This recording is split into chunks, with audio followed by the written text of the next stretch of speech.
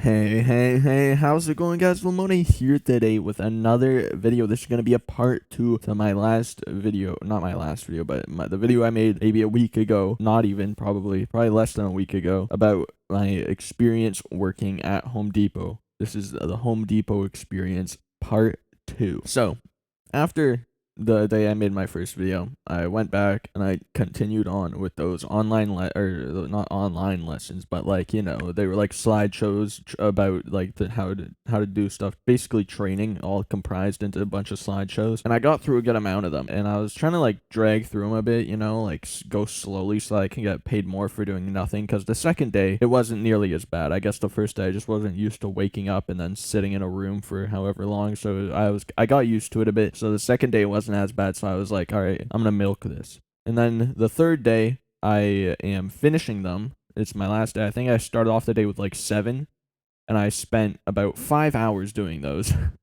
I somehow milked 7 instructional videos into 5 hours worth of work by just going so slow and doing fuck all really all day. So that made me feel good. So I eventually finished them after 5 hours, and so I have 3.5 hours to do actual work. And so my manager is like, hey, you're gonna shadow this guy and then and learn what he has to teach you. And so I go on, spend 3 hours shadowing him, spend another half shouting some other person because he had to leave, and it wasn't that bad. It really wasn't. My feet hurt a bit because my shoes were quite fucked up. That was about it. So I go home, I'm like, finally I'm done. No more shifts. At 10 a.m. I think I've learned everything I have to from shadowing him. I've got the gist of everything. If I need any more help, I can ask people when I'm working the night shift. But then I got an email on Saturday at 3 p.m. from my manager, and she's like, hey, can you come in on Tuesday? Or can you come in this week starting Tuesday for shadowing shifts? And I was like, oh, fuck, what? And so I was thinking she's saying, you know, maybe like a 4-hour shift of me shadowing just to get like a firm grasp on everything and finish and tie up any loose ends, get any questions answered. And so the next day I replied to her because I didn't see it until like 10 p.m. Saturday night, so I was like, I'm not gonna respond now, I'll respond tomorrow. So I respond the next day, Sunday, and I'm like, yep, I'm available whenever you need me. And then she just doesn't respond.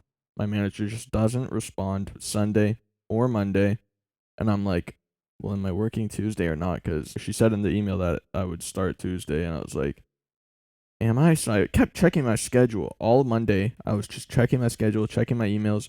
I stayed up until like 6 a.m. checking because I didn't think I was working. So I was like, all right, well, I'll stay up if I'm not working because I don't want to go to sleep early and then wake up and have no fucking work. And so I was like, but I'll wake up at like 9 a.m.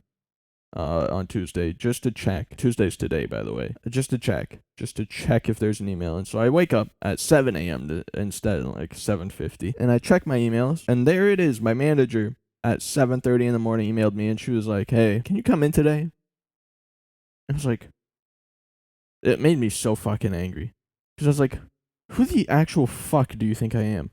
Like, what do you think is going on in this scenario where someone who has applied for overnight shifts is going to be awake at 7 a.m. And not only does she think that someone who applied for night shifts will be awake at 7 a.m., but they will also be willing to go into work on 3 hours notice. It's delusional. Like, why would I apply for overnight if I'm going to be waking up at 7 a.m. on my off days? Like, are you insane? And so I respond, I'm like, no, I can't come in today. I can come in tomorrow, though. And then she's like, okay, that's great. And so I checked my schedule tonight, just a few hours ago, and I'm scheduled tomorrow, Thursday, and Friday. 10 a.m. to 6:30 p.m. each one of those days. What is going on? When did I agree to that? First of all, what can I possibly need to learn that requires 24 hours of shadowing in total? Genuinely, what could I... the guy who I was shadowing on Friday did a pretty good job. I'm pretty sure I grasped mainly everything that there was to need to know. And he even said, he was like, yeah, on night shift, you don't even have to do half of this shit. You'll probably mostly just end up doing this one type of thing. And so I was like, what on God's green earth does this woman think I am going to be learning? Like, Jesus Christ, man. How much time do you really think I need to learn how to order pick? What do you think this is? I'm not conducting some military operation in the Navy SEALs that I need so much preparing for. I am looking around for orders, packaging them up, and then laying them where they need to be laid for pickup. That's it. I'm not doing anything special. So I don't know what it is that my manager thinks I need. Like, does she think I'm stupid or something? Has she seen me and been like, oh, this guy's a fucking idiot. He needs 24 hours of shadowing. And then this brings up another issue. If you were already planning on making me shadow for 24 hours, why would you make me do 2.5 full shifts of training on the computer? It's just pointless at that point. What was the need?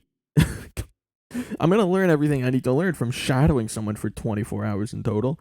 Why do I have to go on this stupid computer and learn this? Like, it's just so absurd, man. And like, I cannot wait to quit this job. I've never seen a company work so hard to basically indoctrinate every single employee. I remember one thing stuck out to me so much when I was finishing that computer training, and it said, always be orange-blooded. And I was like, I am going to bomb this place. I obviously did not, and I will not bomb anywhere because I am no terrorist. Okay, that I'm not a criminal. I swear I'm not a threat. But it was so absurd. It's like, live orange-blooded.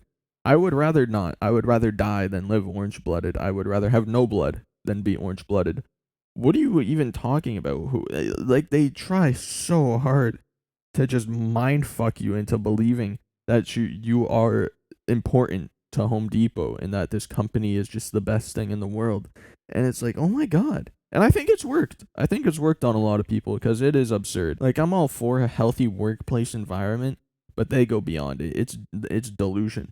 That's what it is. Some people there are just insane. I applied for overnights. It has taken so long for me to get there. I only start overnights next week. A week from now, I will finally be on overnight shifts. Just so dumb, man. I hate this store. I cannot wait to leave. I gotta first get like a security guard license though, because my next job, it will hopefully be in security, because that'll further my career at least. So even if it is AIDS, at least I can be like, well, I'm getting paid and furthering my career.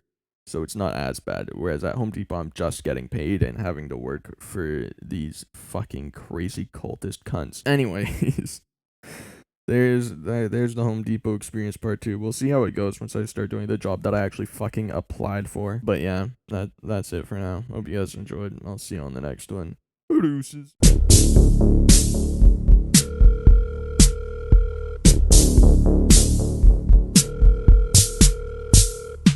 Grow up, I wanna be an OG. Sipping 4-5s like my granddaddy. Wanna be an alcoholic, no time for family. Can't even see the dishes from the people around me. I wanna be the dude that your girl calls pimp. Me, motherfucker, who could bust your lip. I bust another baby mamas, leave them crying, leave them lonely like my papa. I don't wanna be a doctor, I don't wanna be a lawyer. I just wanna be important, put my face on maps. Everybody know me cause the motherfucker raps. Deal with the devil, dealt with the devil, lead with the devil, lie. I'm the devil, I need the devil, you need the devil. Who you think you talking to? You talking to the best they never knew. No crew, never had a clique, no gang. Living by myself, never been no thing. Never need a bitch, never needed a woman. I never needed anybody but a pen and my bullet. I can't deal with the lows that'll come in the future. If I blow up, then it was good to know you. A guy like me can't deal with fame. When you hear this verse, then remember my name.